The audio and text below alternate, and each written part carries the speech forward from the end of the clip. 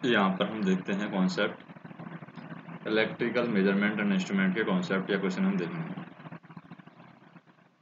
Electrical measurement and instrument इसके concept हम देखेंगे। सबसे पहले हम देखते हैं यहाँ पर, जैसे मान लीजिए एक सिग्नल दे रखा है। सिग्नल किसका दे रखा है? 10 मिली वोल्ट का सिग्नल है और 75 मेगाहर्ट्ज फ्रीक्वेंसी पर दे रखा है। इसको किसके द्वारा मेजर किया जाएगा? इसको हम CRO के द्वारा मेजर करेंगे, कैथोड रे ऑसिलोस्कोप।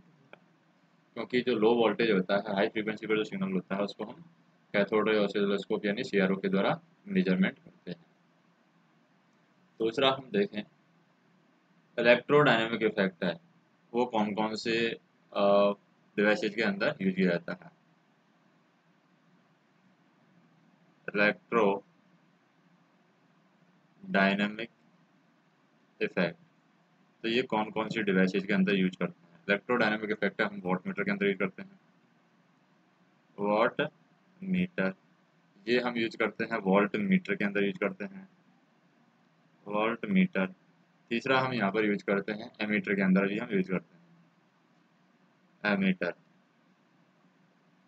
नेक्स्ट हम देखें कि controlling torque of indicating instrument,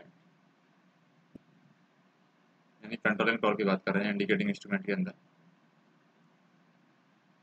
indicating instrument, indicating instrument controlling torque है, कंट्रोलिंग टॉर्क। तो इंडिकेटिंग इंस्ट्रूमेंट की हम बात कर रहे हैं, उसके अंदर कंट्रोलिंग टॉर्क की बात करते हैं। तो deflection of moving system increase, अगर हम कहें कि कंट्रोलिंग टॉर्क पर क्या इफेक्ट पड़ेगा?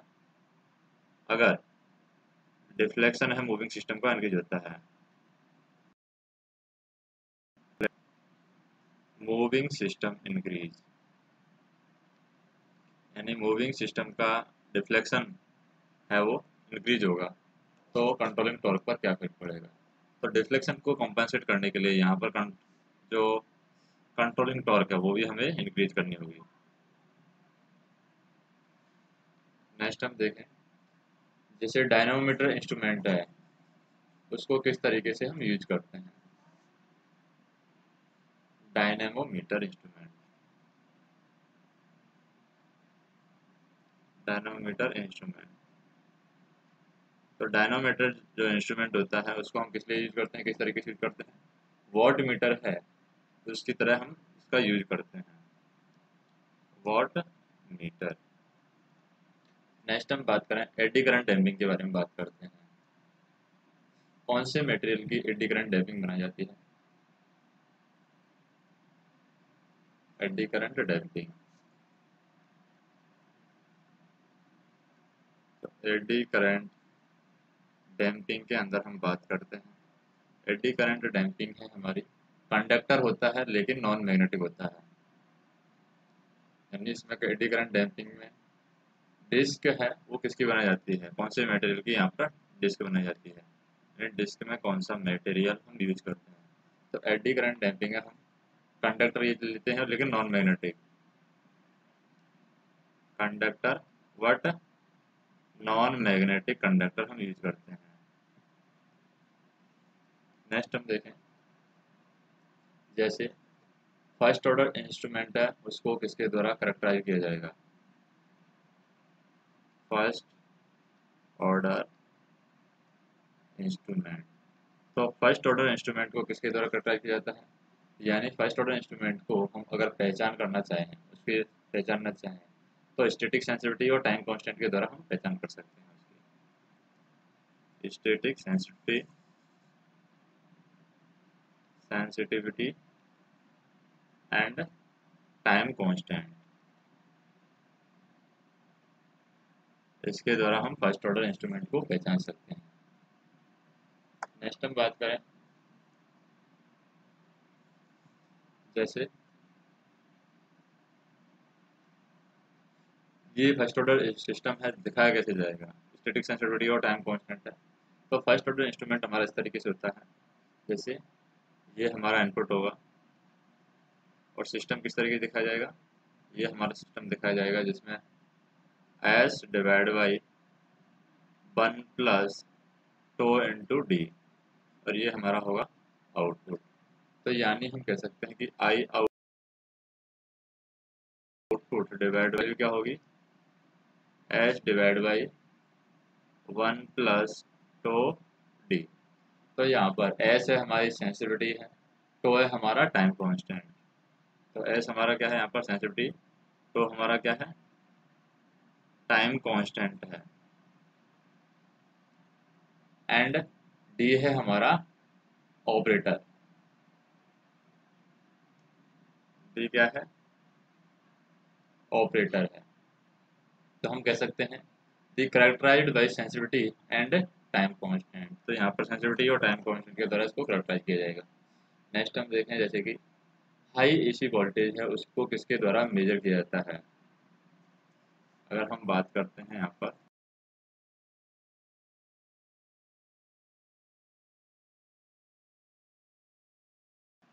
के द्वारा, इलेक्ट्रोस्टैटिक वोल्टमीटर के द्वारा हम मेजर करते हैं। Electrostatic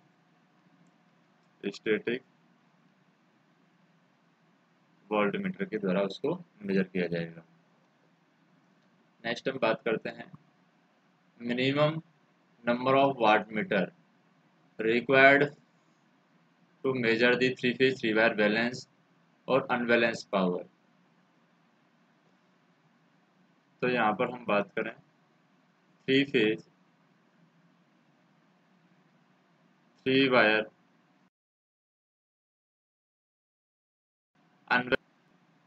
unbalance power, three phase three wire unbalance power को मेजर करने के लिए हमें कितने वाट मीटर की जरूरत पड़ेगी। तो थ्री फेज है, तीन वायर है तो 2 वाट मीटर की हमें रिक्वायरमेंट होगी, वायर से एक कम जरूरत पड़ेगी, 2 वाट मीटर यहाँ पर मेजर करने के लिए जरूरत होगी। हमें ये भी ध्यान रखना है कि ये अनबैलेंस है। नेक्स्ट हम बात करें कैथोड रे ट्यूब में जो फोकसिंग एनोड होता है वो कहाँ पर होता है। तो अगर कैथोड रे ट्यूब की बात करते हैं CRT, अगर हम कैथोड रे ट्यूब का अगर डायग्राम बनाते हैं तो इसमें जो क्या है फोकसिंग एनोड है वो कहाँ अप्लाई की जाती है। तो जैसे हम बात करें प्री एसिलरेटिंग और एक होता है पोस्ट एसिलरेटिंग।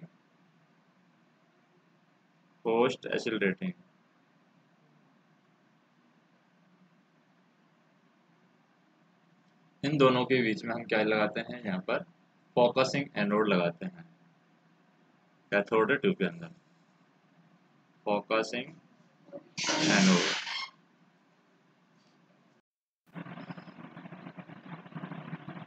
नेक्स्ट हम बात करें जैसे एमीटर की बात करते हैं।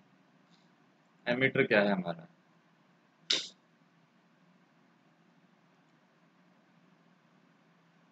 एमीटर की बात करें ये इंडिकेटिंग इंस्ट्रूमेंट है। एमीटर हमारा क्या है, एमीटर एक तरीके से इंडिकेटिंग इंस्ट्रूमेंट है, इंडिकेटिंग इंस्ट्रूमेंट।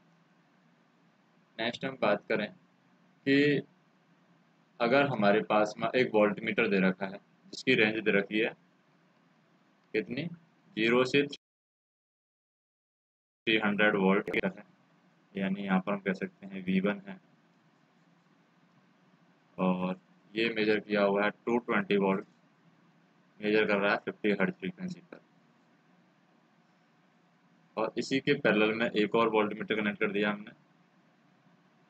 अब ये तो हमारा AC मेजरमेंट है 220 वोल्ट, लेकिन हमें क्या करना है DC वोल्ट मीटर के अंदर मेजर करना है, और DC वोल्ट मीटर है V2, DC वोल्ट मीटर। तो DC वोल्ट मीटर क्या करता है, RMS वैल्यू मेजर करता है। तो RMS वैल्यू यानी VRMS की वैल्यू क्या होगी, एवरेज वैल्यू मेजर करेगा, ये RMS वैल्यू है V220 वोल्ट। तो V एवरेज वैल्यू क्या होती है, हम कह सकते हैं V average equal to 0.637 into VRMS, यानी 0.637 इंटू 220 वोल्ट होगा। तो इसका मतलब 220 वोल्ट से थोड़ा सा कम यहाँ पर हो जाएगा। तो हम कह सकते हैं a few volt to low, हम कह सकते हैं कि जो डीसी वोल्टमीटर की रीडिंग होगी वो होगी, अगर डीसी वोल्टमीटर की बात करें, एसी सिग्नल को डीसी वोल्टमीटर क्या पड़ेगा, डीसी वोल्टमीटर एवरेज पड़ता है और एसी सिग्नल में एवरेज क्या होता है, जीरो। इस तरीके से अगर एवरेज वैल्यू पड़ेगा तो हम कह सकते हैं डीसी वोल्टमीटर की एवरेज वैल्यू क्या हो जाएगी, जीरो हो जाएगी। तो एवरेज वैल्यू होगी यहाँ पर डीसी वोल्टमीटर के अंदर जीरो, यानी एसी क्वांटिटी को अगर डीसी वोल्टमीटर के द्वारा हम पढ़ेंगे या डीसी के द्वारा, डीसी को भी मेजरमेंट डिवाइस उसके द्वारा हम पढ़ेंगे तो वैल्यू हमारी जीरो होगी। नेक्स्ट हमें देखना है एरर निकालनी है हमें, percentage error, maximum percentage error हमें निकालनी है। जैसे हम बात करें यहाँ पर हमें निकालनी है मैक्सिमम परसेंटेज एरर। तो मैक्सिमम परसेंटेज एरर कैसे निकालेंगे यहाँ पर, जैसे V1 की जो वैल्यू है वो है हमारी 100 ±1%, और V2 की जो वैल्यू है वो है हमारी 80 वोल्ट ±5%। ये तो हमें यहाँ पर निकालनी है percentage error, maximum percentage error. तो हम क्या करते हैं, सबसे पहले वोल्टेज निकाल लेंगे V1 + V2 से। तो ये क्या हो जाएगा 80 प्लस, हम बात करें जैसे कि 80 वोल्ट ±4% है हमें, 5% के अकॉर्डिंग हम बात करें तो ये हो जाएगा 100 ±1% प्लस 80 वोल्ट ±5%। तो इसके अकॉर्डिंग वैल्यू हो जाएगी हमारी, यानी ये वन वन है और ये 5 है तो कितना हो जाएगा 6, और ये 100 है और ये 80 है। तो हम कह सकते हैं यहाँ पर ये हो जाएगा 180, 180 ±6%, और 180 ±6% है, इसको हम लिख सकते हैं क्या 180 वोल्ट प्लस 2.8%। कैसे हम निकालेंगे, क्योंकि 180 वोल्ट है तो इसको हम ऐसे निकाल सकते हैं कि 6 में से 6 वोल्ट हमने माइनस कर दिए तो हो गया हमारे पास 174, और अगर 6 जोड़ दिया तो 186 हो गया। दोनों के बीच में डिफरेंस कितने का है, 12 का। तो 12 डिवाइड बाई 186 इंटू 100, ये हो जाएगी वैल्यू। या फिर हम कह सकते हैं कि ये वैल्यू है, ये 2.8% के इक्वलेंट यहाँ पर कैलकुलेट की जाएगी, यानी फाइनल वैल्यू है हमारे पास क्या क्या आंसर आएगा, 2.8% हमारा आएगा। नेक्स्ट हम बात करें जैसे main advantage of PMMC instrument क्या है। जैसे पीएमएमसी इंस्ट्रूमेंट का एडवांटेज हम देखते हैं, पीएमएमसी इंस्ट्रूमेंट का हम देखते हैं एडवांटेज। तो पीएमएमसी इंस्ट्रूमेंट का एडवांटेज क्या है, सबसे बढ़िया एग्जांपल है इसके एडवांटेज का यूनिफॉर्म स्केल है इसकी, यूनिफॉर्म स्केल। नेक्स्ट हम बात करें कि डायनामोमीटर टाइप इंस्ट्रूमेंट है, उसमें डैम्पिंग किसके द्वारा प्रोवाइड की जाती है। तो डायनामोमीटर इंस्ट्रूमेंट है, उसके अंदर डैम्पिंग की बात करें, डैम्पिंग किसके द्वारा की जाती है, किसके द्वारा प्रोवाइड की जाती है, एयर फ्रिक्शन के द्वारा हम डैम्पिंग प्रोवाइड कराते हैं, air friction. Dynamo type instrument के अंदर एयर फ्रिक्शन के द्वारा डैम्पिंग प्रोवाइड की जाती है। नेक्स्ट हम बात करते हैं किसकी, डीसी एमीटर की बात करते हैं। जैसे डीसी एमीटर के अंदर रेजिस्टेंस है 0.1 ओम, कह सकते हैं डीसी एमीटर की रेंज हमें बदलनी है। यहाँ पर आरएम की वैल्यू दे रखी है 0.1 और का रेंज दे रखी है यहाँ पर 0 से 100 एम्पियर से ये रेंज इंक्रीज करनी है 0 से 500 एम्पियर, यानी एम की वैल्यू कितनी आ गई 5 आ गई है। और हमें मीटर के अंदर आर एस एच की वैल्यू कैलकुलेट करनी है, तो आर एस एच की वैल्यू कैसे कैलकुलेट करते हैं। आर एस एच का फार्मूला होता है आर एस एच सन टर्म कनेक्ट करते हैं एमीटर के लिए, और अगर हमें वोल्ट मीटर की रेंज एक्सटेंड करनी है तो हम अगर वोल्ट मीटर की रेंज हमें एक्सटेंड करनी है तो हम क्या यूज करते हैं, सीरीज रेजिस्टेंस यूज करते हैं, यानी कि आर एस ई यूज करते हैं वोल्ट मीटर के लिए। आर एस ई की वैल्यू होती है R M N to M minus one, और आर एस एच का फार्मूला होता है R S H equal to R M upon M minus one. तो आर एस एच की हमें वैल्यू निकालनी है, आर एम की वैल्यू है 0.1 divide by M minus one, यानी 5 माइनस वन 4, तो 1 में 4 का भाग देंगे तो आएगा 0.025 ओम, ये हमारी वैल्यू आ जाएगी। नेक्स्ट हम बात करें कि स्वैम्पिंग रेजिस्टेंस है, तो उसको मूविंग कॉइल के सीरीज में कनेक्ट किया जाता है। मूविंग कॉइल मीटर के अंदर क्या करते हैं हम, स्वैम्पिंग resistance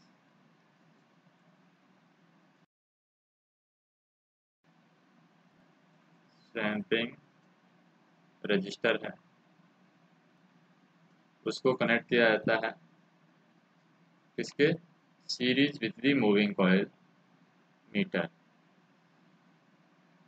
series with moving coil.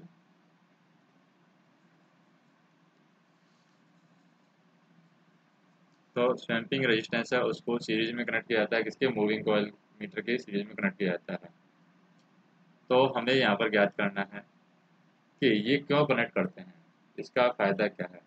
तो इसको कनेक्ट करने का फ़ायदा है to compensate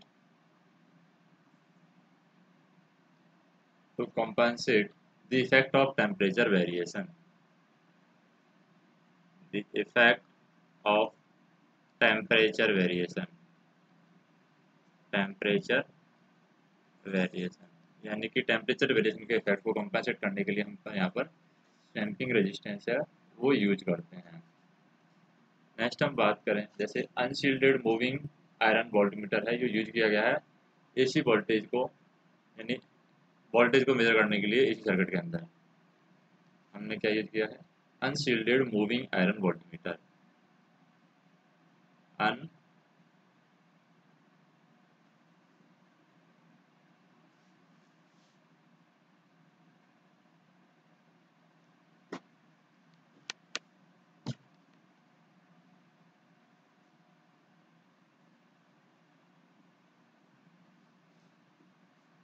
unshielded moving iron voltmeter की बात करते हैं,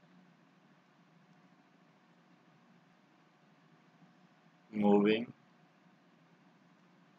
आयरन वोल्टमीटर। तो ये हमने कनेक्ट किया है या फिर यूज किया है अनशील्डेड मूविंग आयरन वोल्टमीटर। इसको किस लिए यूज किया गया है, एसी सर्किट के अंदर वोल्टेज मेजरमेंट के लिए हमने इसको यूज किया है। अगर हम कह सकते हैं if a straight DC magnetic field having a component, अगर यहाँ पर क्या है, स्ट्रेट डीसी मैग्नेटिक फील्ड के कंपोनेंट हैं, मैग्नेटिक फील्ड के अगर यहाँ पर कंपोनेंट हैं, स्ट्रेट डीसी मैग्नेटिक फील्ड के कंपोनेंट हैं along with the axis of meter coil, तो मीटर रीडिंग क्या होगी, तो मीटर रीडिंग की पहली बात करें यहाँ पर, मीटर रीडिंग पर क्या फर्क पड़ेगा, आइदर डिक्रीज और increase depending on the direction of AC field, either decrease और increase depending on the direction of DC field, depending on the direction of DC field. Next हम बात करते हैं कि जो लेटेस्ट चेंज है measured value which produce no instrument response, वो क्या है हमारे पास, यानी लार्जेस्ट जो चेंज होता है मेजर्ड वैल्यू के अंदर, और इसमें इंस्ट्रूमेंट के रेस्पॉन्स में कोई भी चेंज यहाँ पर नहीं होता है। तो हम बात करें यहाँ पर the largest change in the measured variable, the largest change in the measured variable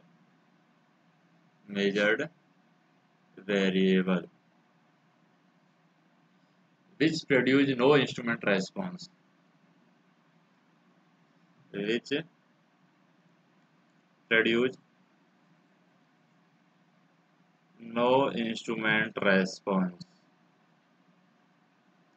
तो वो लार्जेस्ट चेंज यहाँ पर क्या होगा, उस लार्जेस्ट चेंज को हम कहेंगे dead zone, dead zone. Next हम बात करें डेड जोन क्या होता है। Dead point zone is defined as the largest within which variable can vary without being detected, यानी कि वो डेड जोन होता है जिसमें कोई भी वेरिएबल को बिना डिटेक्ट किए मैक्सिमम चेंज किया जा सके, वो कहलाता है हमारा डेड जोन। दूसरा हम बात करें ग्रेविटी कंट्रोल का डिसएडवांटेज क्या है। अगर हम ग्रेविटी कंट्रोल हम यूज करते हैं तो उसका डिसएडवांटेज क्या है, तो बात करते हैं हम ग्रेविटी कंट्रोल की। ग्रेविटी कंट्रोल, तो ग्रेविटी कंट्रोल का डिसएडवांटेज क्या है, इसको हमें वर्टिकल पोजीशन में रखना होता है। हम कहेंगे कीप्ड इन वर्टिकल पोजीशन, यानी हमें यहाँ पर वर्टिकल पोजीशन में ग्रेविटी कंट्रोल को रखना होता है। नेक्स्ट हम बात करें मल्टीमीटर है, सप्लाई के साथ में किस टाइप की सप्लाई के साथ में मल्टीमीटर काम करता है। तो हम बात करें यहाँ पर मल्टीमीटर, मल्टीमीटर सिर्फ डीसी सप्लाई के साथ में काम करता है।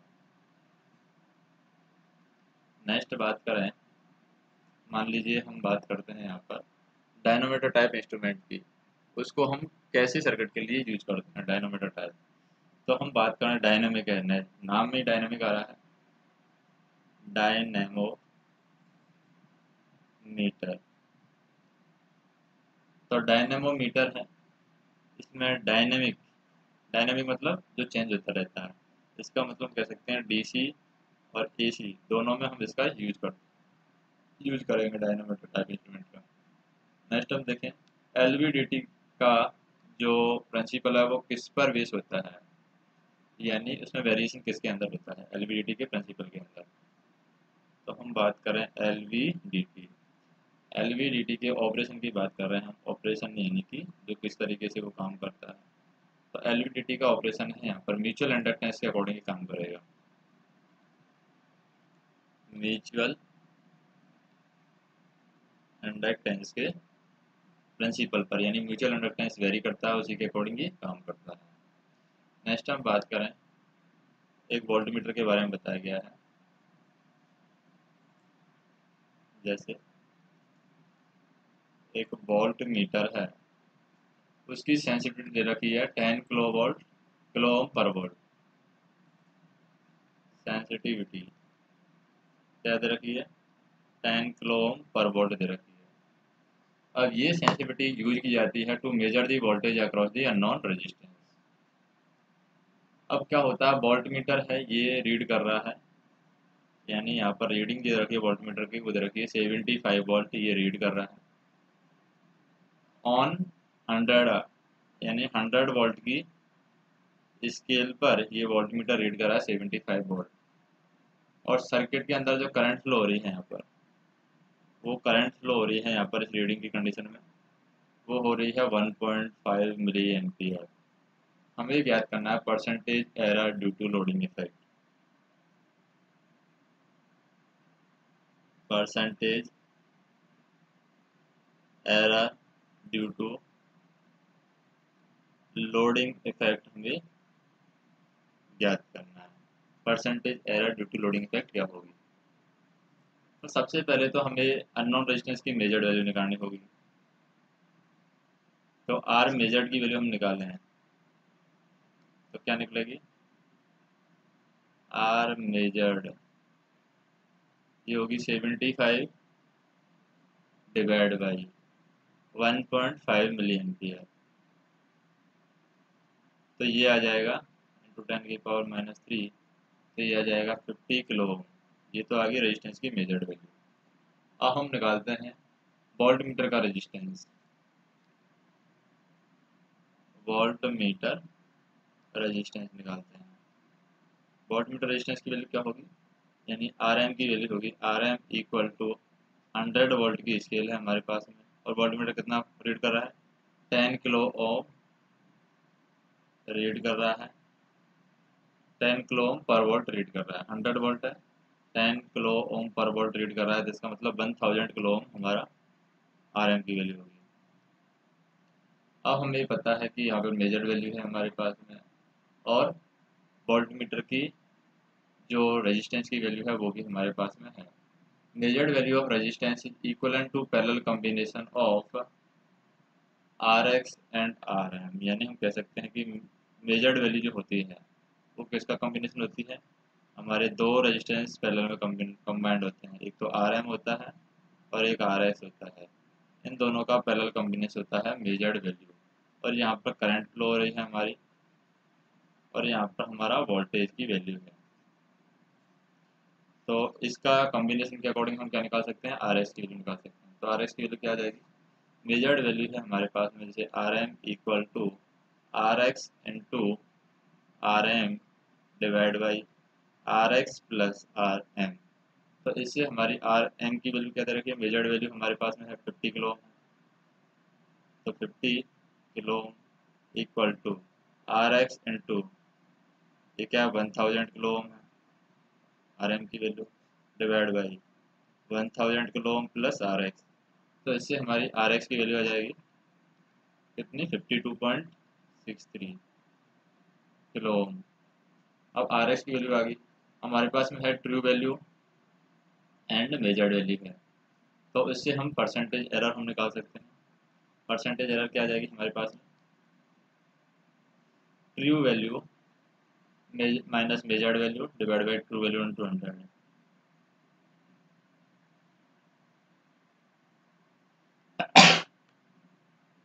तो इससे हम निकालते हैं true value minus measured value divide by true value into 100। तो ट्रू वैल्यू कितनी है हमारी, ट्रू वैल्यू है 52.63 माइनस मेजर्ड वैल्यू है 50 डिवाइड बाई ट्रू वैल्यू है 52.63 इंटू 100। तो इससे हमारी 4.99% हमारी एरर आ जाएगी।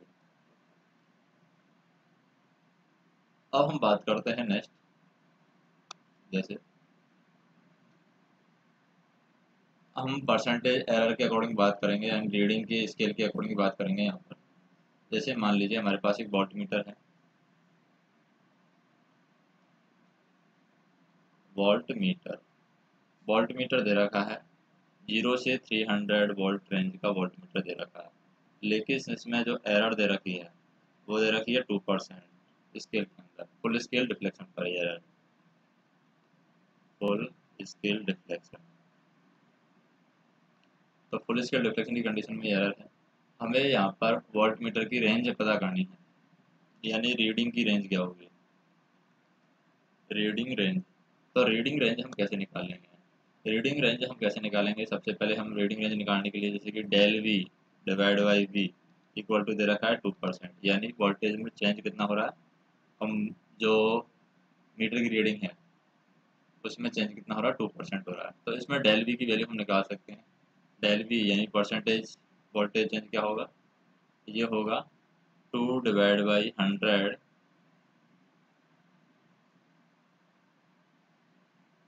इंटू कितना वोल्टेज की वैल्यू क्या है 300। तो इससे वैल्यू आ जाएगी 6 वोल्ट, यानी 6 वोल्ट का चेंज होने वाला है। या फिर ऐसे भी निकाल सकते हैं, 300 का हम 2% निकाल लें तो इससे भी वैल्यू आ जाएगी डायरेक्ट 6 वोल्ट, यानी 6 वोल्ट का चेंज होने वाला है। अब हमें पता है 6 वोल्ट का चेंज हम करने वाले हैं, और मीटर की जो फुल स्केल रीडिंग है वो ट्रू वैल्यू यहाँ पर दे रखी है। ट्रू वोल्टेज की वैल्यू कितनी दे रखी है? 30 वोल्ट दे रखी है क्वेश्चन में, 30 वोल्ट। और हमारे पास वोल्टेज का चेंज कितना आ रहा है? 6 वोल्ट। तो यहाँ पर 30 प्लस माइनस 6 आ जाएगा, एक बार प्लस करेंगे एक बार माइनस, 34 वोल्ट से कितना रेंज आएगा? 24 वोल्ट टू 36 वोल्ट हमारा रेंज जाएगा। तो ये हमारा आंसर हो जाएगा 24 वोल्ट टू 36 वोल्ट। नेक्स्ट हम बात करते हैं कि हमारे पास में सिंगल फेज वाटमीटर की वैल्यू निकालनी है, यानी कम से कम कितने सिंगल फेज वाटमीटर की जरूरत पड़ेगी। सिंगल फेज वाटमीटर क्या मेजर करना है हमें?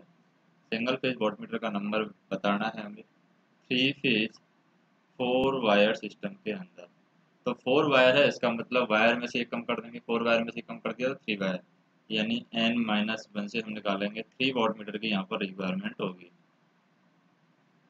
अगर 4 वायर सिस्टम है तो 3 वाटमीटर की यहाँ पर रिक्वायरमेंट होगी। नेक्स्ट हम बात करते हैं इलेक्ट्रिक पायरोमीटर के अंदर। इलेक्ट्रिक पायरोमीटर क्या चीज़ मेजर करता है? तो बात करते हैं हम इलेक्ट्रिक पायरोमीटर। तो इलेक्ट्रिक पायरोमीटर है वो क्या मेजर करता है? वो हाई टेम्परेचर को मेजर करने के लिए काम आता है। हाई टेम्परेचर इलेक्ट्रिक पायरोमीटर के द्वारा मेजर किया जाएगा। सेंसिटिविटी क्या होती है वोल्टमीटर की? अगर सेंसिटिविटी की बात करते हैं तो ओम पर वोल्ट में वोल्टमीटर की सेंसिटिविटी हम मेजर करते हैं। तो यहाँ पर बात करें सेंसिटिविटी ऑफ वोल्टमीटर, वो होती है ओम्स पर वोल्ट। ये सेंसिटिविटी होती है। Most commonly used induction type instrument है वो कौन सा है? तो हम बात करें ज़्यादातर जो इंडक्शन टाइप वोल्टमीटर यूज किया जाता है, most commonly use induction type voltmeter, induction type instrument.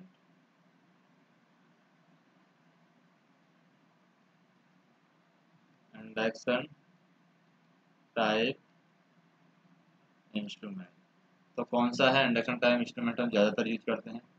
तो इंडक्शन वाट आवर मीटर है वो ज़्यादातर हम यूज करते हैं।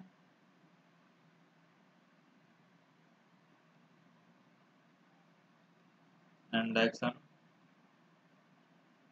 वाट आवर मीटर हम मैक्सिमम टाइम पर यूज करते हैं। Single phase energy meter used in home is the induction type induction watt hour meter, यानी सिंगल फेज जो एनर्जी मीटर हम यूज करते हैं होम के अंदर वो भी हमारा इंडक्शन वाट आवर मीटर होता है।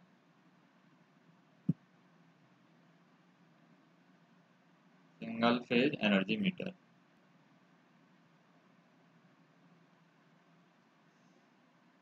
नेक्स्ट हम बात करें energy meter having a metre constant of 1200 revolution पर kWh is found to make a 5 revolution is 75 second.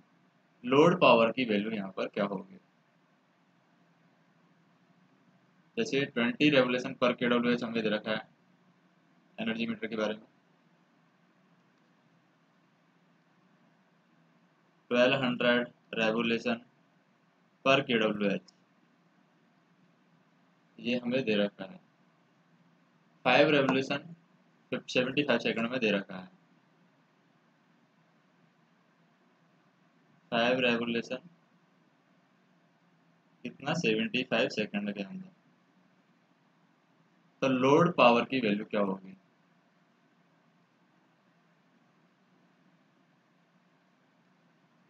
तो लोड पावर की वैल्यू हमें निकालनी है। तो पहले तो नंबर ऑफ रेवोल्यूशन निकालना होगा। Number of revolution, number of revolution होगा k into P into T. तो यहाँ पर होगा नंबर ऑफ रेवोल्यूशन कितना है? 5 है। तो 5 हो गया k into P into T, ये हो गया हमारा 1200 इंटू पी हमें निकालना है load power, into T, T की वैल्यू कितनी तरह की? 75 सेकेंड है। तो किलोवाट आवर में हम 75 में 36 को भाग दे देंगे, क्योंकि 1 घंटे में 36 सेकंड होती है।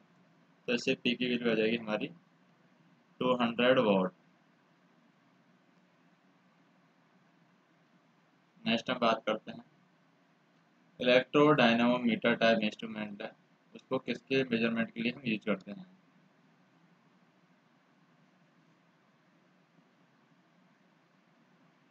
तो हम बात करते हैं यहाँ पर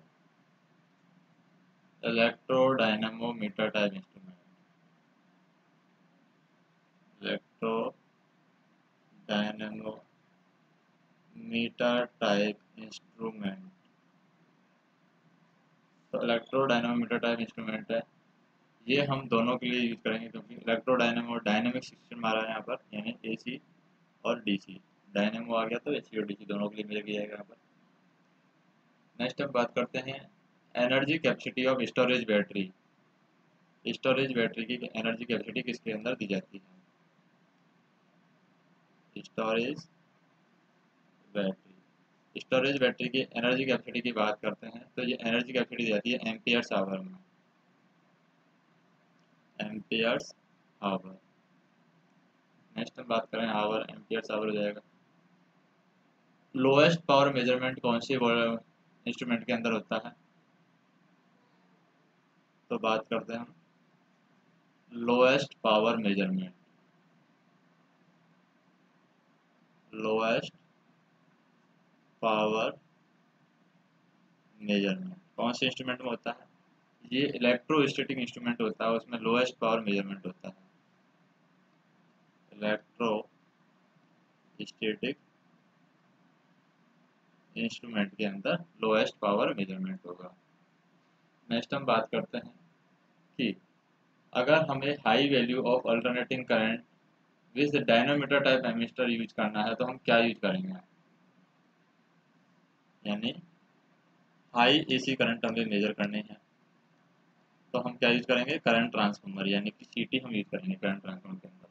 for measuring alter current larger than the 5 ampere, अगर 5 एम्पियर से ज़्यादा करंट की अगर एसी की वैल्यू मेजर करनी है। Shunt are not practicable with the dynamometer type ammeter, तो डायनोमीटर टाइप एमीटर में हम शंट यूज नहीं करते हैं अगर 5 एम्पियर से ज़्यादा करंट मेजर करनी है। It is because the division of current between the shunt and the coil varies with frequency, यानी since reactance of coil depend upon frequency, तो यहाँ पर हम कह सकते हैं the instrument will accurate only at the frequency at which it calibrated, so we use current transformer। तो हम कह सकते हैं कि यहाँ पर current transformer हम क्यों यूज करेंगे, क्योंकि जो coil होती है वो फ्रीक्वेंसी पर डिपेंड होती है, और कॉयल का जो रेजिस्टेंस है, यानी कि हम कह सकते हैं करंट का जो डिवीजन है बिटवीन शंट एंड कॉयल, वो फ्रीक्वेंसी के साथ में वेरी होता है। जैसे करंट का डिवीजन किसके साथ में होता है, करंट का डिवीजन हम शंट और कॉयल के साथ में करते हैं। अगर हम मान लीजिए शंट लगा करके उसकी रेंज को एक्सटेंड करते हैं, तो वहाँ पर ये फ्रीक्वेंसी के साथ में वेरी होता है, क्योंकि जो रिएक्टेंस होता है कॉयल का, वो किस पर डिपेंड करता है, फ्रीक्वेंसी पर डिपेंड करता है, फ्रीक्वेंसी पर डिपेंड करता है। और यहाँ पर जो करंट फ्लो होगी वो फ्रीक्वेंसी पर डिपेंड करेगी, और रिएक्टेंस है कॉइल का, ये भी यहाँ पर फ्रीक्वेंसी पर डिपेंड होगा। इस वजह से हम क्या कहते हैं कि इंस्ट्रूमेंट है, यानी जिस फ्रीक्वेंसी पर ये कैलिब्रेट किया जाता है उस फ्रीक्वेंसी पर ये एक्यूरेट होता है, इसलिए हम करंट ट्रांसफार्मर यूज करते हैं। नेक्स्ट हम बात करते हैं कि मान लीजिए डी आर्सोनल मीटर मूवमेंट है, क्या दे रखा है हमें, d'Arsonval meter movement. D'Arsonval meter movement, meter movement हमें दिया हुआ है, तो उसका रेटेड वैल्यू दे रखी है कितनी, 50 माइक्रो एम्पियर उसकी रेटेड वैल्यू दे रखी है। अब ये जो मेजर करता है only 25 micro ampere value major करता है। तो कॉइल का हम डिफ्लेक्शन की बात करें, डिफ्लेक्शन क्या होगा, यानी हमें डिफ्लेक्शन की वैल्यू निकालनी है। डिफ्लेक्शन क्या होगा, तो डी ऑर्सोनल मीटर है डिफ्लेक्शन की वैल्यू। देखते हैं डिफ्लेक्शन क्या होता है। डिफ्लेक्शन डायरेक्ट होता है करंट आई के प्रोपोर्शनल होता है डिफ्लेक्शन, यानी theta two divide by theta one equal to I two divide by I one. इसके अकॉर्डिंग हम देखते हैं। तो यहाँ पर हम क्या करते हैं, थीटा टू की जो वैल्यू होगी theta two equal to I two divide by I one into theta one. तो यहाँ पर हमें क्या करना है, इसकी वैल्यू होगी आई टू की value 25 divide by I one की वैल्यू 50 इंटू थीटा वन। तो ये हो जाएगा हाफ थीटा वन।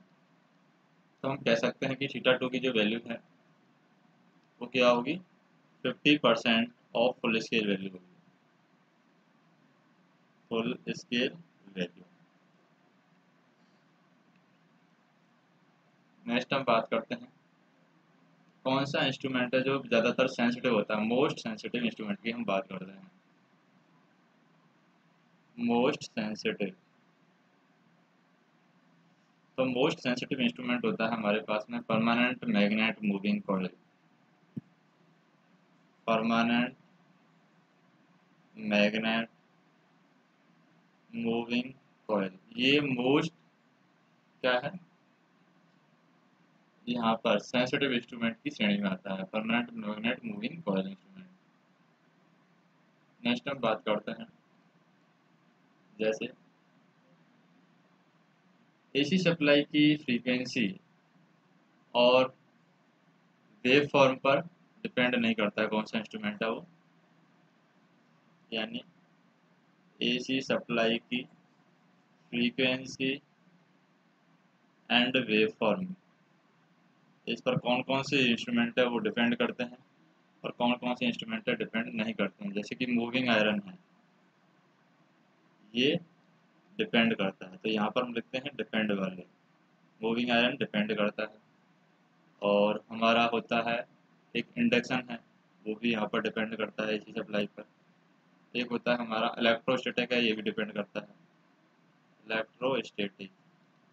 और डिपेंड जो नहीं करता है नॉट डिपेंड, उसमें हम देखें नॉट डिपेंड में क्या आ जाएगा, हॉट वायर है, ये हमारा डिपेंड नहीं करता है। यानी hot wire instrument have square low type scale, यानी the RMS read RMS value of current and the reading are independent of frequency and waveform। तो यहाँ पर ये RMS वैल्यू मेजर करेगा, hot wire read RMS value. इसकी वजह से ये क्या होगा, ना तो फ्रीक्वेंसी पर डिपेंड करेगा और ना ही उसकी वेवफॉर्म पर डिपेंड करेगा। नेक्स्ट हम बात करें जैसे कि एक सर्किट दे रखा है हमें, एक रेजिस्टेंस है, एक वोल्ट मीटर दे रखा है, वोल्ट मीटर के अंदर रीडिंग दे रखी है हमें, 10 किलो ओम का रेजिस्टेंस है, 4 वोल्ट इसकी रीडिंग है, और यहाँ पर हमारा वोल्टेज दे रखा है,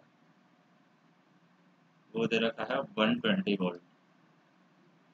यहाँ पर रेजिस्टेंस R है, यहाँ पर करंट है I फ्लो हो रही है।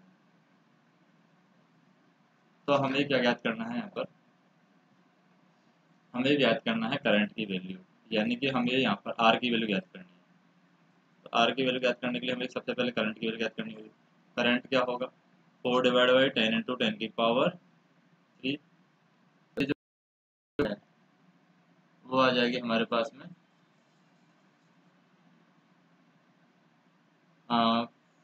4 इंटू 10 की पावर -3।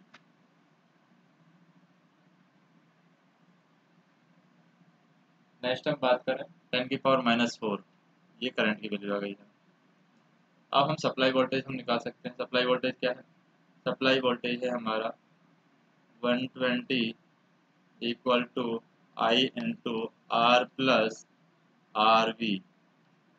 तो यहाँ से हमारी वैल्यू आ जाएगी, आर की वैल्यू कितनी आ जाएगी, 290 किलो ओम वैल्यू आ जाएगी। या फिर हम ऐसे निकाल सकते हैं, जैसे करंट की वैल्यू हमने निकाल ली 4 डिवाइड बाई 10 इंटू 10 की पावर 3। अब यहाँ पर मान लो करंट तो सेम वही रहेगी, यानी हम कह सकते हैं कि जो वोल्टेज है यानी ये हमारे क्या सीरीज में है दोनों रेजिस्टेंस। और करंट की वैल्यू हमें पता चल गई है, करंट की वैल्यू पता चल गई है, यहाँ पर रेजिस्टेंस हमें पता है। तो करंट की वैल्यू हम बी डिवाइड बाई आर से निकाल सकते हैं, करंट की वैल्यू हमारे पास पता है। और 10 किलो ओम का रेजिस्टेंस है, तो हम कह सकते हैं करंट की वैल्यू क्या होती है, I equal to V divide by are.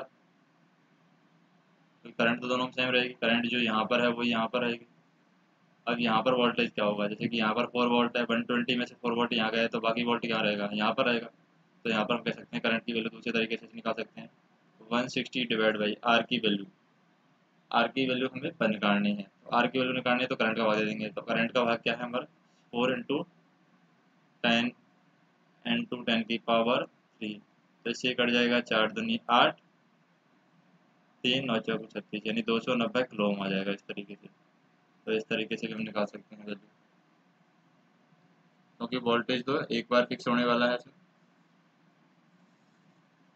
Next हम बात करें, जैसे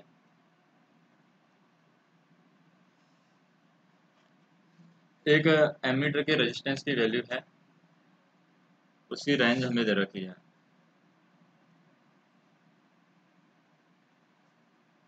एमीटर के बारे में बात कर रहे हैं यहाँ पर।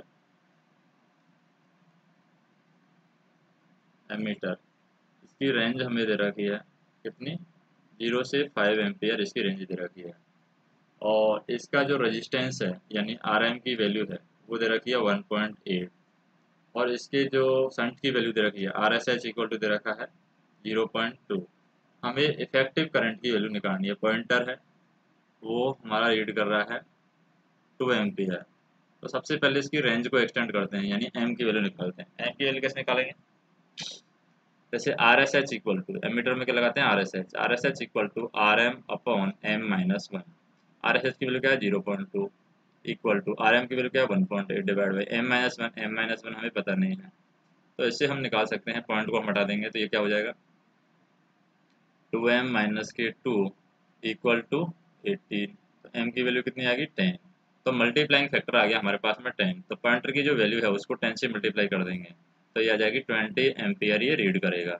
अगर इसकी रेंज एक्सटेंशन की बात पूछे ये कितनी वैल्यू तक करंट को मेजर कर सकता है, तो ये हम कहेंगे कि 0 से 50 एम्पियर तक की करंट को मेजर कर सकता है। तो ये आर एस एच की वजह से यहाँ पर इसकी रेंज है, एमीटर की रेंज है वो एक्सटेंड हो जाती है।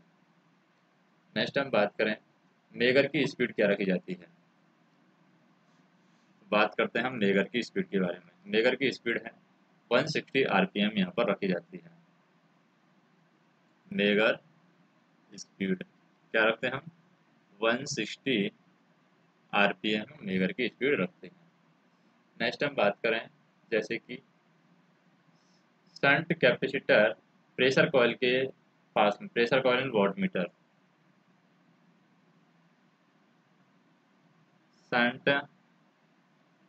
Capacitor and pressure coil watt meter, pressure coil watt meter. तो यहाँ पर शंट कैपेसिटेंस की वैल्यू क्या होगी, C equal to L P divide by R square. ये हमारी होगी shunt capacitor across the pressure coil in watt meter होगी। नेक्स्ट हम बात करें इंडक्शन वाट मीटर है वो क्या मेजर कर सकता है। इंडक्शन की बात कर रहे हैं हम, अगर इंडक्शन सिर्फ एसी को मेजरमेंट करने के लिए काम आता है। इंडक्शन क्या मेजर करता है, सिर्फ एसी मेजर करेगा इंडक्शन। डिफ्लेक्टिंग टॉर्क किसके द्वारा प्रोड्यूस की जाती है, डिफ्लेक्टिंग टॉर्क हम मैग्नेटिकली प्रोड्यूस करते हैं। तो बात करें यहाँ पर डिफ्लेक्टिंग टॉर्क किसके द्वारा प्रोड्यूस की जाती है, ये मैग्नेटिकली प्रोड्यूस की जाती है। मैग्नेटिकली यहाँ पर प्रोड्यूस की जाएगी डिफ्लेक्टिंग जो टॉर्क होगी। मूविंग आयरन इंस्ट्रूमेंट के अंदर iron move in the direction, तो किस डायरेक्शन में मूविंग आयरन में आयरन मूव करता है मूविंग आयरन इंस्ट्रूमेंट के अंदर। तो हम बात करें moving iron instrument, moving iron instrument में जो आयरन मूव करता है वो मिनिमम रिलेक्टेंस वाला पाथ है उसको फॉलो करेगा। Moving iron instrument, the iron move in the direction where the reluctance is minimum, यानी हम कह सकते हैं कि मिनिमम रिलेक्टेंस वाला पाथ ये फॉलो करेगा, रिलेक्टेंस पाथ को ये फॉलो करता है। नेक्स्ट हम बात करें यहाँ पर हे ब्रिज। हे ब्रिज का हम कहाँ पर यूज करते हैं? हे ब्रिज,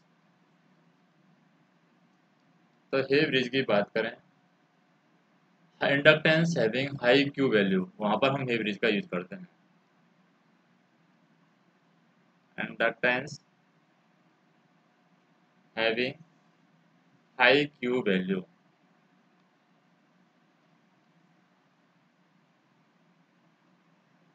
तो इंडक्टेंस जिसकी वैल्यू हाई होगी वहां पर हम हे ब्रिज का यूज करते हैं।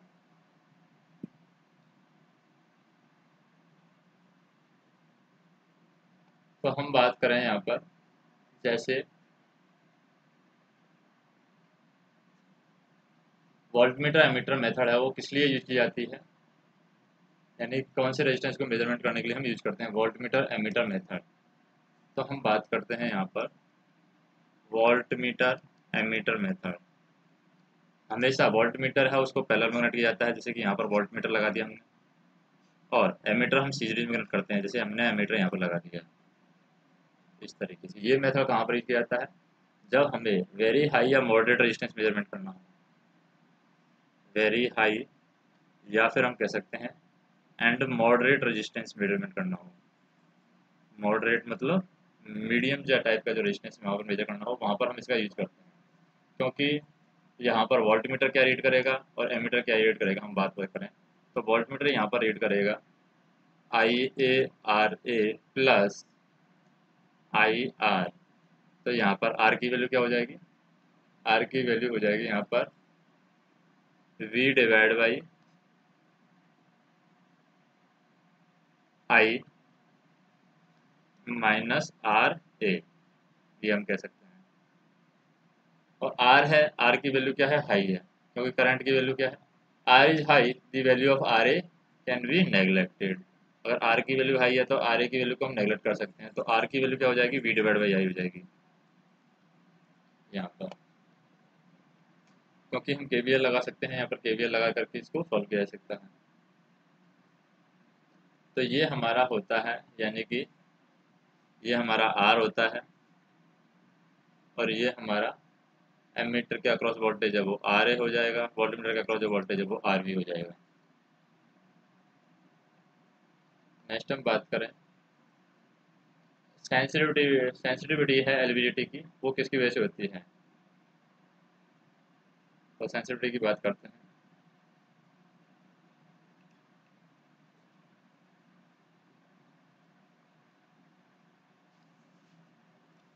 सेंसिटिविटी ऑफ LVDT,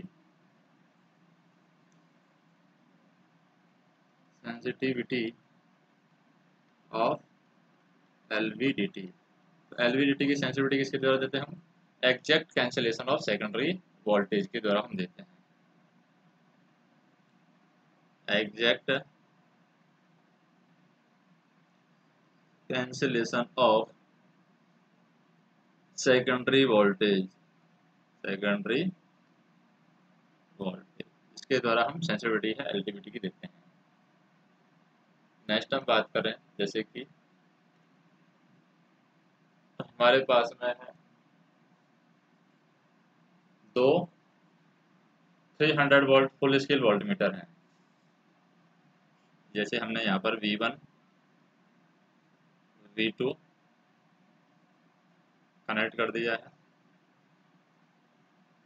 300 वोल्ट के लिए,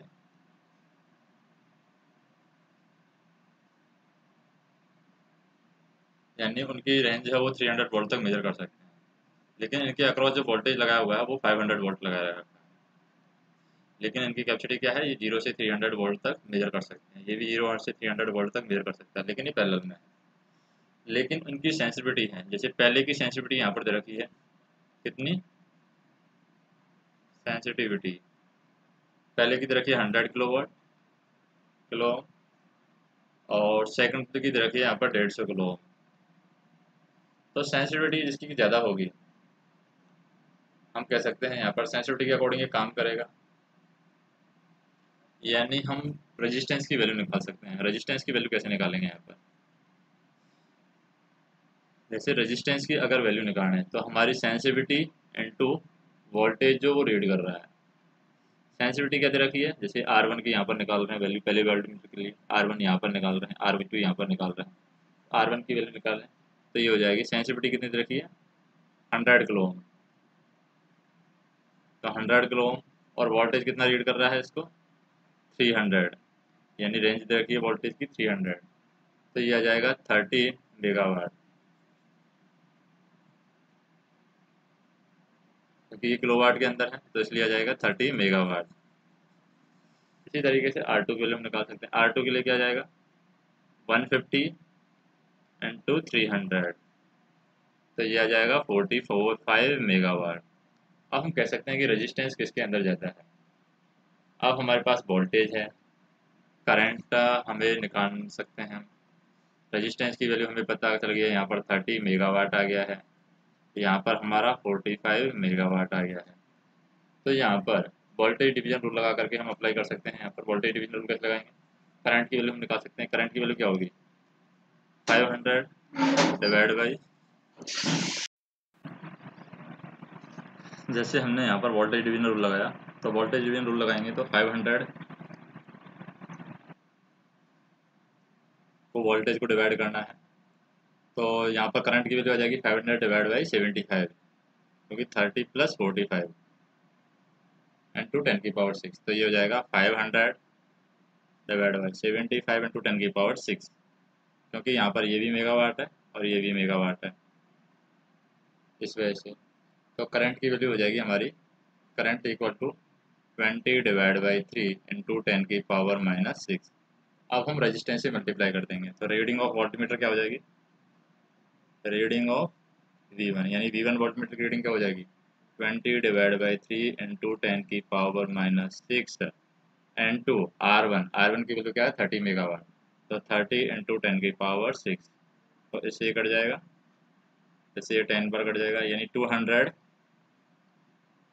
क्या आ जाएगी, वोल्ट आ जाएगी। तो V2 की ऑटोमेटिक रीडिंग आ जाएगी, 300 में से 500 में से 200 घटा देंगे तो 300 वोल्ट हमारे पास में V2 की वैल्यू आ जाएगी। नेक्स्ट हम बात करते हैं, जैसे रिएक्ट सेंसिटिविटी की बात करते हैं हम। जैसे फुल स्केल डिफ्लेक्शन करंट हमें दे रखी है, 2 मीटर है एक्स और वाई। जैसे एक्स मीटर की फुल स्केल डिफ्लेक्शन करंट दे रखी है 40 मिली एम्पियर, और वाई है, वाई की क्या दे रखी है, 50 मिली एम्पियर दे रखी है। तो इसके अकॉर्डिंग हमें ये दे रखी है यहाँ पर full scale deflection, full scale deflection value दे रखी है। हमें क्या याद करना है कि कौन सा सेंसिटिव ज़्यादा है। तो यहाँ पर हम बात करें, अगर सेंसिटिविटी की बात करें, सेंसिटिविटी क्या होती है, 1 divide by full scale deflection current, वो सेंसिटिविटी का फार्मूला होता है। Sensitivity 1 divide by full scale current, full scale current, तो ये हो जाएगी 1 डिवाइड बाई 40 मिली एम्पियर, यानी 40 इंटू 10 की पावर -3, और या हो जाएगी 1 डिवाइड बाई 50 इंटू 10 की पावर -3। तो किसकी ज़्यादा है, हम सेंसिटिविटी की बात करें तो एक्स हमारा मोर सेंसिटिव है, यानी ये हमारा ज़्यादा सेंसिटिव होगा, मोर सेंसिटिव। जैसे हम ऐसे कर लेते हैं, 10 की पावर 3 10 की पावर 3 घटा देते हैं, इसको भी हम हटा देते हैं, 1 डिवाइड बाई 4 और 1 डिवाइड बाई 5, इसको हम 20 से भी मल्टीप्लाई करते हैं, तो क्या आएगा, यहाँ पर 5 आएगा, यहाँ पर 4 आएगा। तो इसका मतलब हम क्या कहें, ज़्यादा सेंसिटिव कौन सा है, ये है, यहाँ पर 5 वैल्यू आ रही है, जो जहाँ ज़्यादा वैल्यू आएगी वो ज़्यादा सेंसिटिव होगा। हम बात करते हैं, हम डीसी पोटेंशियोमीटर मेजरमेंट की बात करते हैं। जैसे डीसी पोटेंशियोमीटर मेजरमेंट,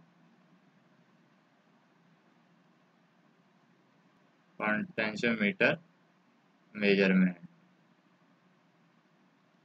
तो डीसी पोटेंशियोमीटर मेजरमेंट में सेकंड रीडिंग है वो पोलरिटी को, डीसी सप्लाई की पोलरिटी को रिवर्स करने के लिए ये काम आती है। Often taking after reversing the polarities of DC supply and unknown voltage the average of two reading is, तो टू रीडिंग का एवरेज क्या होगा, तो उसके अकॉर्डिंग हम बात करें, डीसी पोटेंशियोमीटर मेजरमेंट की हम बात करें, सेकंड रीडिंग है वो पोलरिटीज को, डीसी सप्लाई की पोलरिटी को रिवर्स करके ली जाती है। And the unknown voltage the average of two reading, यानी एक बार तो हमने मान लो प्लस और माइनस अप्लाई करके रीडिंग ली, एक बार माइनस प्लस अप्लाई करके रीडिंग ली, उसके बाद में जो वोल्टेज आएगा हमारे पास में, यानी कि इन दोनों रीडिंग का एवरेज, इस टाइम पर रीडिंग का एवरेज आएगा, वो क्या होता है, वो होता है हमारा स्ट्रे थर्मल ईएमएफ। वो रीडिंग होती है हमारी स्ट्रे थर्मल ईएमएफ। नेक्स्ट हम बात करें कि फुल स्केल करंट मीटर की रखिए 50 माइक्रो एम्पीयर, तो सेंसिटिविटी क्या होगी, तो हम बात करें सेंसिटिविटी की, सेंसिटिविटी क्या होगी, sensitivity 1 divide by full scale current दे रखी है 50 इंटू 10 की पावर -6 यानी माइक्रो एम्पीयर, तो यह हो जाएगा 10 की पावर 6 डिवाइड बाई 50, 10 की पावर 5 डिवाइड बाई 5, तो यह आ जाएगा 20,000 ओम पर वोल्ट। ये सेंसिटिविटी की यूनिट है, ओम पर वोल्ट। तो ऐसे हम कैलकुलेट करते हैं।